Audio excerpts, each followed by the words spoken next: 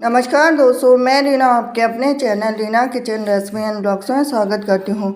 तो कार्तिक माह है, सबसे पवित्र महीना अगर हम 12 महीनों में से मानते हैं तो कार्तिक का महीना पहला ऐसा शुभ दिन है जो कि पूरे महीने भर इसमें काफ़ी महत्व रखते हैं। इसमें हर देवी देवताओं की पूजा की जाती है, भगवान विष्णु से लेकर शिव जी से लेकर लक्ष्मी मैया से लेकर सब तक। तो आज हम जानेंगे सोमवार की व्रत कथा कार्तिक मास की। तो एक नगर में बहुत ही धनवान साहूकार रहता था। उसके घर में धन की कमी नहीं थी, परंतु वह बहुत दुखी था क्योंकि उसके कोई पुत्र नहीं था। वह इसी चिंता में दिन रात दुखी रहता था। पुत्र की कामना के लिए वह प्रत्येक सोमवार शिव जी का व्रत और पूजन किया करता था तथा सायंकाल मंदिर जाकर शिव जी के सामने दीपक जलाया करता था।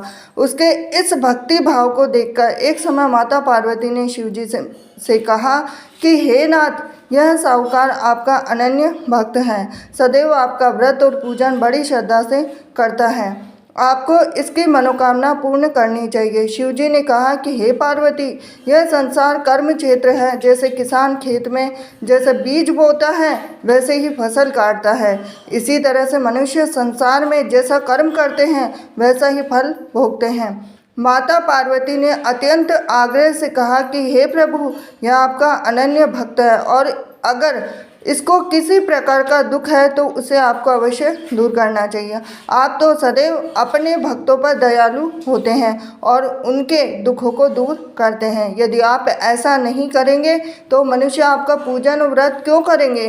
तो माता पार्वती का ऐसा आग्रह देखकर शिव जी कहने लगे कि हे पार्वती, इसके कोई पुत्र नहीं है, इसकी इसी चिंता में यह अति दुखी रहता है। अब इसके भाग्य में पुत्र न होने पर मैं इसको पुत्र की प्राप्ति तो दे सकता हूँ, परंतु वह भी 12 वर्ष तक जीवित रहेगा। इसके पश्चात वह मृत्यु को प्राप्त हो जाएगा। इससे अधिक मैं इसके लिए कुछ भी नहीं कर सकता हूँ। माता पार्वती और भगवान शिव का यह वार्तालाप साहूकार सुन रहा था, तो इससे साहूकार को न तो प्रसन्नता हुई और न ही दुख हुआ। वह पूर्व के समय शिव जी का व्रत और पूजन करने लगा। अब कुछ समय के बाद में साहूकार की स्त्री गर्भवती हुई। घर में बहुत धूमधाम से खुशियाँ मनाई गई, लेकिन साहूकार के मन में तो था कि वो तो केवल 12 वर्ष तक जिंदा रहेगा, उसके बाद में उसकी कोई भी आयु नहीं थी। तो अब जब बालक 11 वर्ष का हो गया तो बालक की माता ने पिता से उसके विवाह करने की बात कही।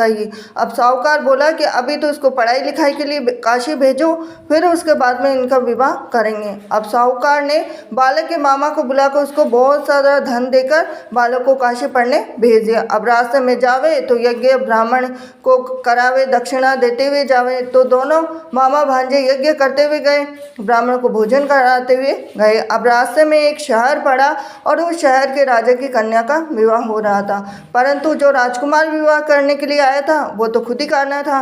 अब राजकुमार को देख राजकुमारी और उसके माता पिता विवाह में किसी भी प्रकार के अड़चन पैदा ना कर दे, इस वजह से उन्होंने उस सुंदर मनभावन लड़के को देखा तो उनके मन में विचार आया कि क्यों ना इस लड़के को वर के रूप में ढूंढ लिया जाए। तो ऐसे मन में विचार करके राजकुमार के पिता ने उस लड़के और उसके मामा से बात कर ली। अब दोनों राजी हो गए। दूल्हे का वेश बनाकर उनको कपड़े पहनाकर घोड़ी पर बिठा दिया। अब कन्या के द्वार पे पहुंचे तो सभी कार्य उनकी प्रसन्नता से पूर्ण हो गए।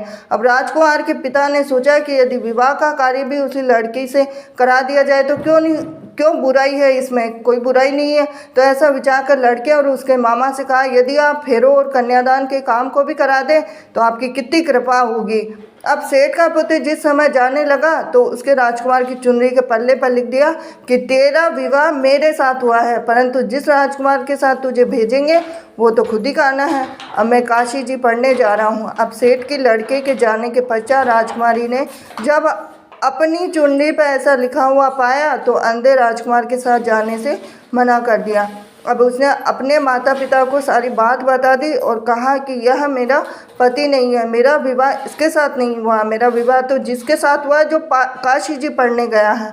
अब राजकुमारी के माता पिता ने अपनी कन्या को विदा नहीं किया और बारात वापस चली गई। अब उधर सेठ का लड़का मामा काशी पहुँचे। अब वहाँ जाकर उन्होंने यज्ञ कराया, लड़के ने पढ़ना शुरू किया। अब जैसे ही उसकी उम्र 12 वर्ष थी तो लड़के की अचानक तबीयत खराब हो गई। अब उसने अपनी मामा को बोला कि मेरी तबीयत बिल्कुल भी ठीक नहीं है। तो मामा ने कहा कि अंदर जाकर सो जा। थोड़ी देर में ही उनके प्राण निकल गए। जब उसके मामा ने कहा कि उसका भांजा मृत पड़ा तो रोना पीटना मचा दूंगा, तो यज्ञ का काम अधूरा रह जाएगा। अब यज्ञ का कार्य जैसे ही समाप्त हुआ तो सबने रोना पीटना शुरू कर दिया। अब उधर से माता पार्वती और शिव जी जा रहे थे। जब उन्होंने ज़ोर ज़ोर से रोने की आवाज़ सुनी तो पार्वती जी कहने लगे कि हे नाथ, कोई दुखिया रो रहा है, इसके कष्ट को दूर कीजिए। जब शिव पार्वती वहाँ पहुँचे तो उन्होंने पाया कि वहाँ एक लड़का था, उसको आपने वरदान से उत्पन्न हुआ है। तो शिव जी ने कहा कि हे पार्वती, इसकी आयु इतनी ही थी, वह भोग चुका है। तो पार्वती जी ने कहा कि हे नाथ, इस बालक को और आयु दे दो, नहीं तो इसका माता पिता तड़प तड़प कर ही मर जाएंगे। माता पार्वती के बार बार आग्रह करने पर शिव जी ने उसको जीवन का वरदान दिया। शिव जी की कृपा से उसका लड़का जीवित हो गया। अब इसके बाद में माता पार्वती कैलाश पर्वत चले गए। शिक्षा पूर्ण होने पर जब लड़का और उसके मामा यज्ञ करते हुए ब्राह्मणों को भोजन कराते हुए दक्षिणा देते हुए घर की ओर चले तो रास्ते में उसी शहर में आए और जहाँ उस लड़के का वहाँ की राजकुमारी से विवाह हो रहा था, वहाँ जाकर उन्होंने यज्ञ प्रारंभ किया। लड़के के ससुर जी आए, राजा ने उनको पहचान लिया, महल में ले जाकर उनकी आव भगत की, जैसे दास दासियाँ सहित आदर पूर्वक अपनी राजकुमारी और जवाई को विदा दिया। वहां से विदा होकर सेठ का लड़का अपने मामा और पत्नी सहित उसी तरह यज्ञ कराते हुए ब्राह्मणों को भोज कराते हुए दक्षिणा देते हुए अपने घर के लिए चले गए।